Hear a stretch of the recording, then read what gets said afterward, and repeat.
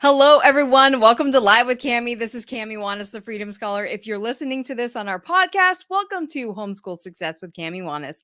Today, I have an extra special treat for you because I have something very personal to share with you today. And I have my son, Kenyon, here with me, who's going to share a lot about what does a lifelong learner look like? What does it mean to be a lifelong learner? And how do you get your kids there?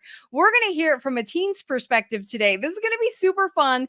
And I tell you that this is super important no matter where you are in your homeschool journey. It is very important for you to understand these perspectives. When I was first starting homeschooling, one of the biggest keys for me in seeing what was possible was listening to this audio by actually with several audios by the DeMille family, who are part of actually they're the founders of the Thomas Jefferson Education philosophy of education. And I heard what amazing learners and leaders and just what a great education and the depth of their thinking that their kids had. And I was like, man, if I could just get part of that, that would be amazing for me, not even my son. But you guys, when I first started, I didn't know that what he's going to talk about today was possible. I didn't know that was possible. I knew homeschooling was going to be great.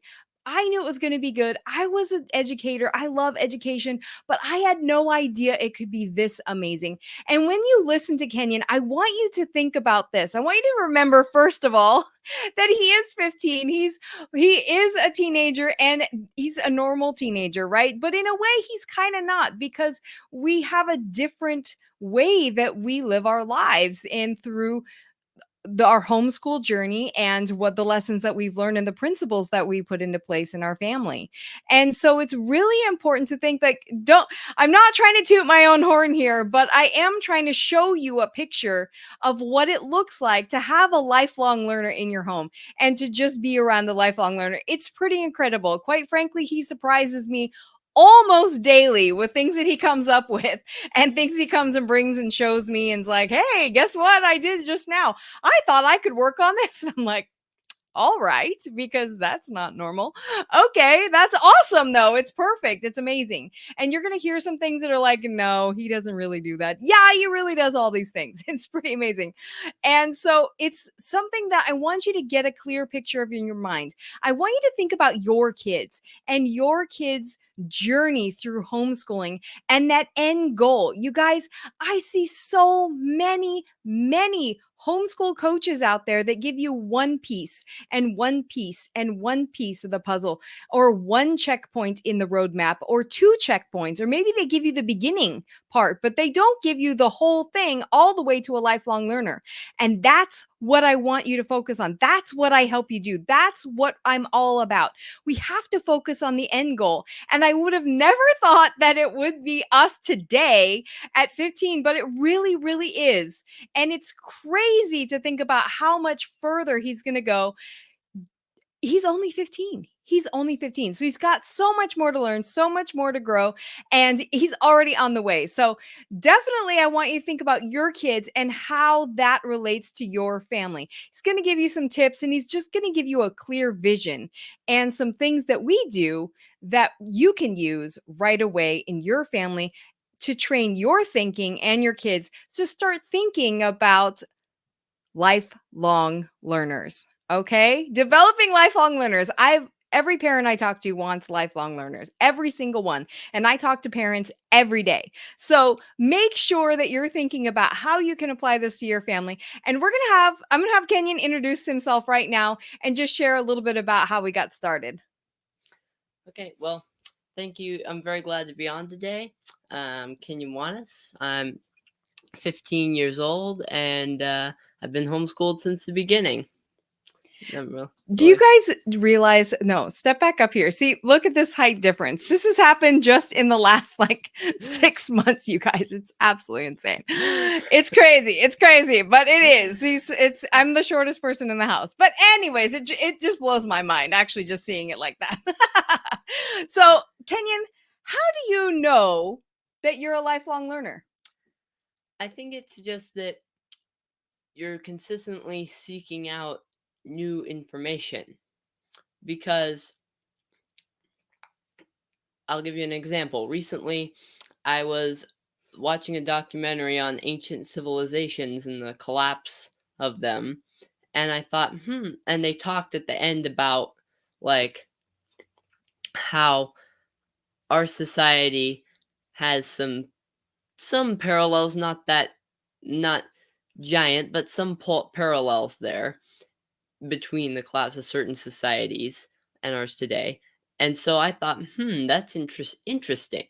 And so I grabbed the history books on ancient civilizations that I could find and just started looking through and seeing what I could find on collapse of other empires like the Greece and Rome and seeing what parallels I could find there too, and it was really interesting. Yeah, and then what did you do after that? I know you drew. I was he was at his desk for a while, and I'm like, "What are you doing?" And he was drawing. He was writing something. What were you writing?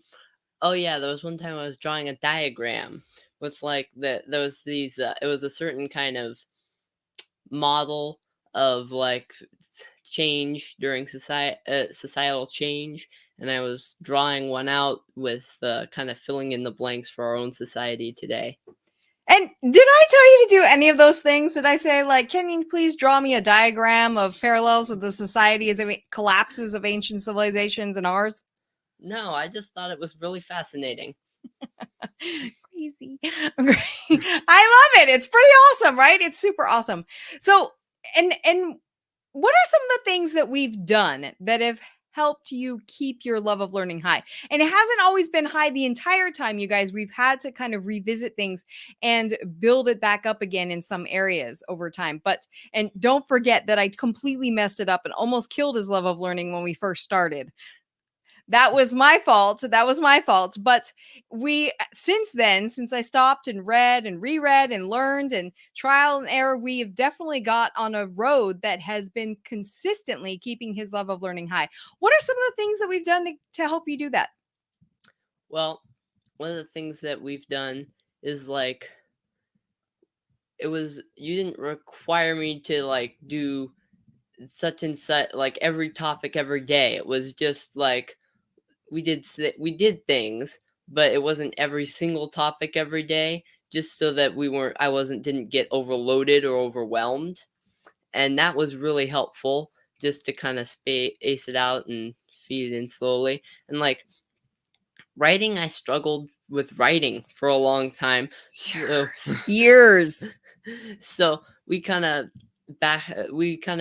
weren't doing a ton of writing. We were doing some writing, but we didn't do a lot of it. And then came the time when I was doing a course on AI, and I decided that doing all this research and things on it, and I decided through the course and outside of it, and I decided, you know what?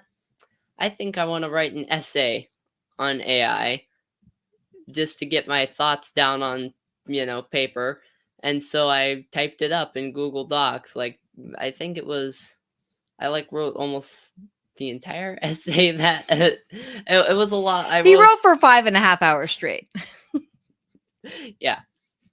That was pretty exciting. He came to me and was like, "You know what? I was just watching this thing and I've read some other articles and I have a lot of opinions about AI and how it's going to relate to the world. Can I write my own article about that?" And I'm like, "Okay." Right? And it became something that you revised and you Yeah. revised and you revised and you added more and you took Yeah. some out and then you researched, Yeah. right? It was kind of rough in the beginning, but we made it smoother and smoother as we went along. And it was actually developed even over like more than a year, I feel like. Yeah, I revisited it after a while. Yeah, it's pretty amazing. So it's been super, super crazy to watch him just go through those kinds of things where he gets a spark and then he just runs with it. And he comes in with stuff like a timeline of civilization collapse, tendencies that are similar in civilization collapse and then how they relate to ours and where we are now. And it's like, I don't, it's pretty remarkable. It's pretty remarkable. I know I didn't do that in history class, not by choice, that's for sure. But, and definitely with a textbook, he's actually pulled out a textbook to do that. So, and some of the required things, we did have some things that we did just on a regular basis Yes, that like was required, like reading aloud. and reading aloud. We did math sometimes. But we didn't do it We every didn't day. do it every Yeah. day, but we did do math sometimes. And of course, we did take some. We didn't just back off on writing entirely. There was still some things we were doing in there, like spelling books that we did periodically just to keep that in current. Yeah, and we did other things for math. We didn't just stay in the textbooks Yes. the whole time. Yeah. And so it's funny because we have these science curriculums and I feel like we don't even need them because he's so into that. And so he's learning all that all the time. So what does homeschooling is learning through life? My mantras, you guys know my mantras, homeschooling is learning through life and learning happens everywhere all the time. What does it mean to you? Well, I think those two things mean like things happen in life just all the time that you can learn from. It doesn't have to be just like school time is the only time where learning happens. Sometimes we very regularly have discussions about just stuff that comes up, like something that's happened recently in the world, or a reel she found on Facebook or something that was really interesting for whatever reason. It was, and we often those discussions will pull in the topic from somewhere else, and it's not in. We're not like, okay, come over here and let's come and have a discussion, and it's not necessarily. It's very organic thing. It's not just like it's often very impromptu, but it's very valuable at the same time. So that shows you that we're always learning and that everything in the world, every situation, every topic, every experience, right, can be something that we can learn from, right?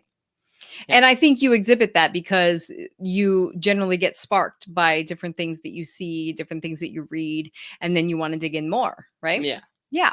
Yeah. So, how do we send you those messages through our family culture and environment? How do we kind of do those things? And we had kind of already just talked a little bit about that, but what else do you think? Well, yeah, it goes back to like we were talking about not being ultra regimented, not taking an ultra regimented approach, and it's just being able to have organic, spontaneous, discussions, being able to have a mentorship, a mentor relationship with, with your parents and between kids, and just being able to have fun with learning and through those types of things. Like reading aloud is really great for that sort of thing because there's some really fun stories and interesting stories out there you can read together. Yeah, like you're reading to me one book and then I read to him another book. Yeah. Which is really fun. Yeah. Yeah, so, and when he talks about not being super regimented, that's not without some expectations. So we're Well, not just yeah. letting you run free, right? Yes, there are some So things that are expected that I need to be doing, but being able not it's kind of a middle ground between just running with the wind and being ultra regimented approach. It's kind of you have to find a middle ground between that. yeah, and that can be really hard to find. And especially if we have that educational should on our shoulder. You guys know that. I talk about that a lot. If you don't know what I'm talking about, go back and listen to podcast episode 6. And I talk about it almost every single week, but that educational should that we should be doing math every day. I was thinking about that when I was checking boxes at him at 6 years old and killing his love of learning and thinking, "Oh, we have to do more. We have to do more because if we don't, we're going to fail at life." That kind of really puts us in a lot of stress, and that stress shows in our kids, and that stress, they feel that stress, and so then it affects how they interact with learning, right? So what other kind of messages do we show you in terms of homeschooling is learning through life and learning happens everywhere all the time? How else do we show that to you? Like, what are Daddy and I doing? Well, you guys research stuff all the time. I know that you've had to research a lot of things in your business and getting that going and stuff like that. And I know that Daddy researches things regularly, like for whether it's for school, just things that are happening around. So yeah, they they lead by example. That's a big thing. Yeah, so remember that live I did about 3 weeks ago now. So it's being the example, doing what's yours to do. Go back and listen to that and make sure that you are being the example because it really makes a difference, right? Does it make a difference for you? Yes. He doesn't have a choice to answer that, right? Mm. But it's true. It really does. I mean, it's really he watches that and he goes, "Oh, I see how you're doing that." Or he doesn't necessarily say that, but it then I can say, "Hey, I've been there too. I'm struggling with this part," right? Yeah. Yeah. So it's part of our discussions and part of when we hit stopping places or limiting beliefs are going, right? Hmm. I've been there. Been there. So this is huge, you guys. This is huge right now. So we're going to talk about something that's happened very recently and is something that I never saw in public school. I never saw kids really taking ownership of their personal growth, their thinking, their studies, their schedules. I did see some kids in the upper like leadership areas, and some of the more AP honors class kids, but very, very small percentage of them. And usually they were doing it because they knew it was something that was expected of them, right? So that was going to get them into college or get them scholarships or something like that. So it wasn't a true, very rarely was it a true, and I mean very, very rarely was it a true personal journey, especially with personal growth. And so you've recently stepped into taking ownership of your personal growth, your schedule, and your studies. So tell us, like, what was it that helped you make that kind of a shift? It's huge. Well, it was about like a year ago or so, and I was doing TG Ed High, which is like TJ at High is basically like a mentored book club. It's through the Thomas Jefferson Education philosophy materials, and it's pretty amazing. yeah, But it's really cool.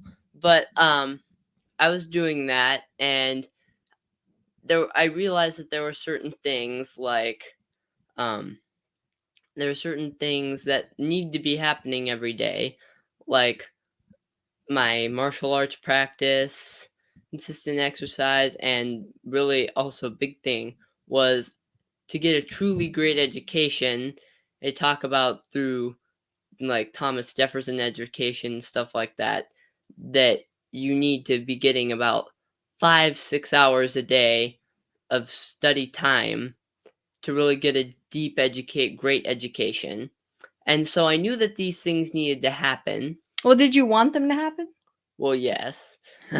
I knew that these things needed to happen, and I wanted to be able to get there to where that was happening. And to do that, a better I didn't really have a system in place for that. So I knew I needed some way to get there. So I started looking into time management stuff, and one of the TG at High mentors was talking about time management and one of the things. So I got into that and started looking at there's books around lots of books around here and they deal with time management. So I looked at a couple of those and just started it got us played around with different kinds of schedules, daily, weekly, and just tried to start dialing in my system there.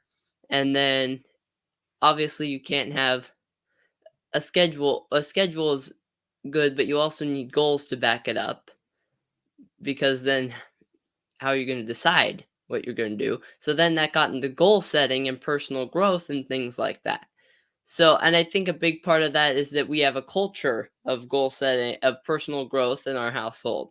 So, yeah, I'm far from perfect, but I'm getting there. I'm working up toward there.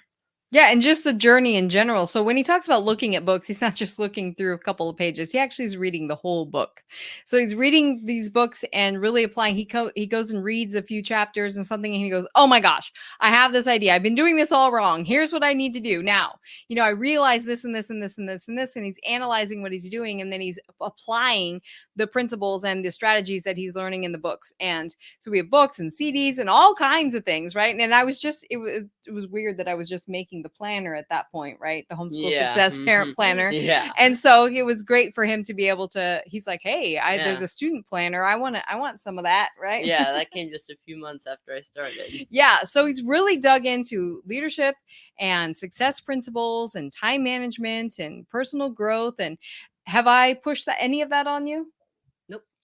No, but you did say something about it's what we Always do. It's what around we always here. do, Yeah. right? We always have those books and we're always talking about it. Yes. We're having discussions about it, right? Yeah. Yeah. So it wasn't required, but it's also just something that sort kind of happens around It's our here. culture, Yeah. right? Yeah.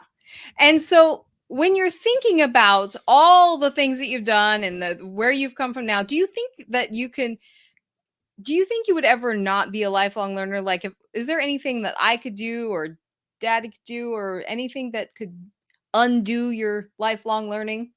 I'm not really sure. No, probably. I had this revelation about a few weeks ago, or maybe it was a month ago, that I was just thinking, I actually don't think I can undo that right now for him.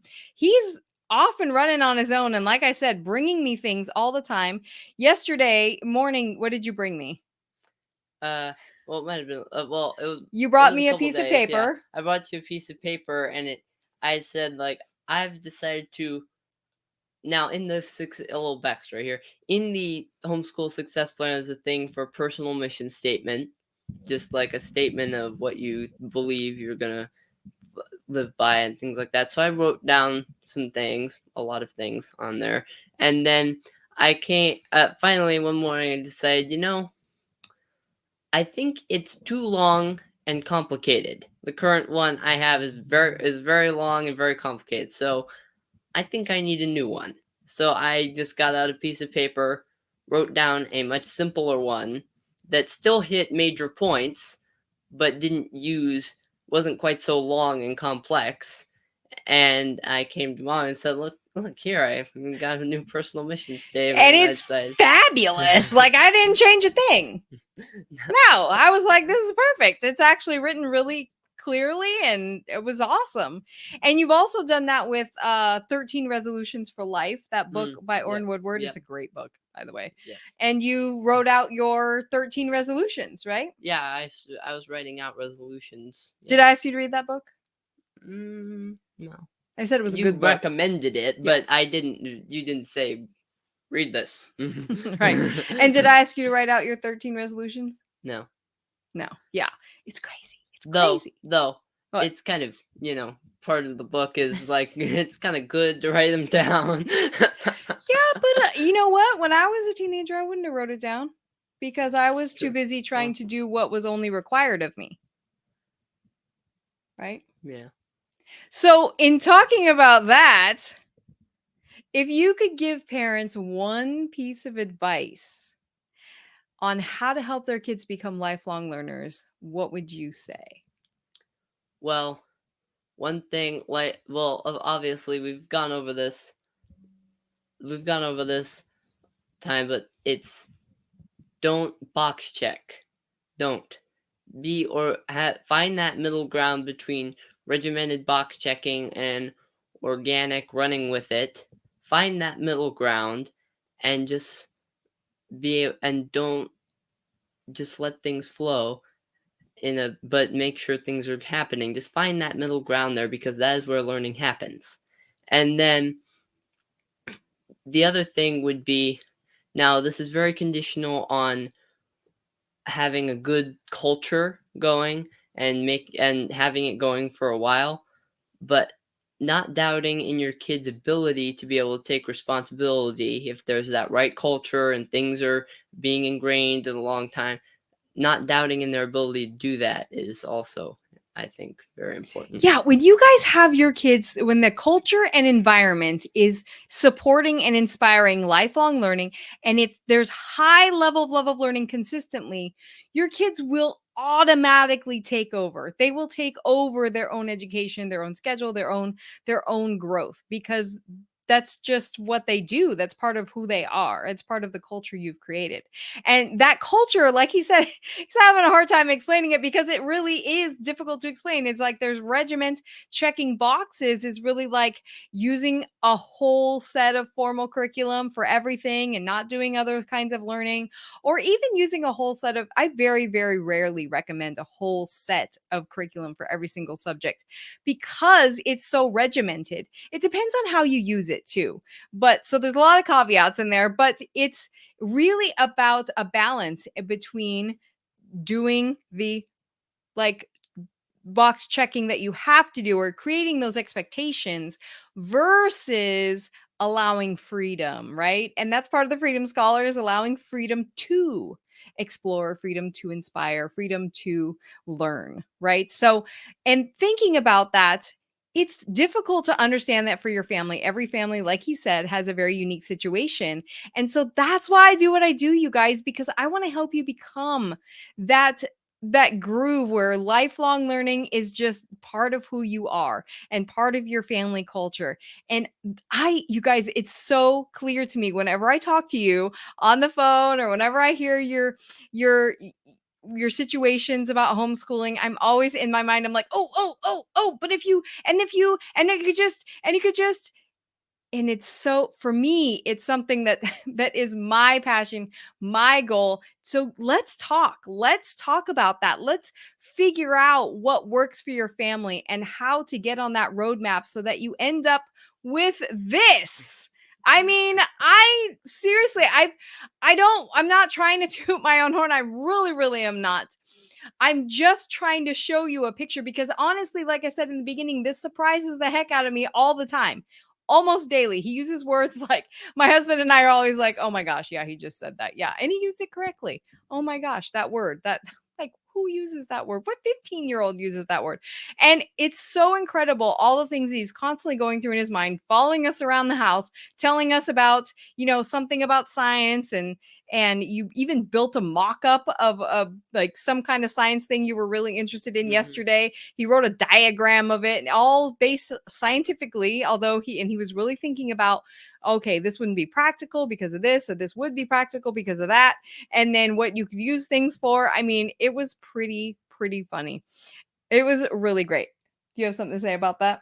Oh yeah, so I just watched something on like the Space Force, and they were talking about like the different some kind of thing they used. It's kind of like a bit kind of like a laser, but it was different.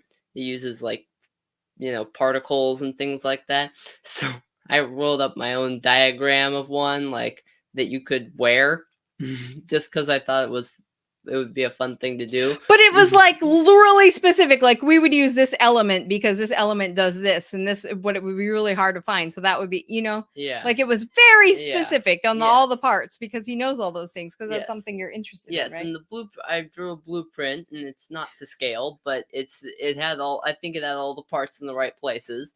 And then I got a cardboard box, some string, and an old Nerf gun just to make a rough mock-up of it to see how it would look. Kind of Ghostbuster-ish, if you will. Yeah, it's kind of like the proton pack from Ghostbusters in reality. I love it.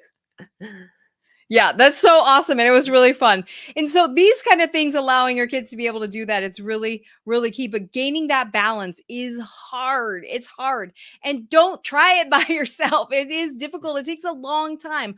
I've had mentors over the years, and homeschool mentors work a little far and few between, but I have had them. And so it's really important. You can't see that far in the future sometimes that clearly. And so that's what I wanted you to do today. I wanted you to be able to see that picture in your mind of what your kids could look like and what they could be doing, what they could be thinking about, what they could be learning, and how that lifelong learning actually happens. So you guys, call me, send me a message, put in the comments here, email me. You guys know how to get a hold of me. And let's talk about how to get that balance right for your family. Because once you do, it's pretty awesome. It's pretty awesome. All right, you guys. Thanks, Kenyon, for joining us today. I really appreciate it. Of course. It was a lot of fun. All right, you guys. I will talk to you again next week.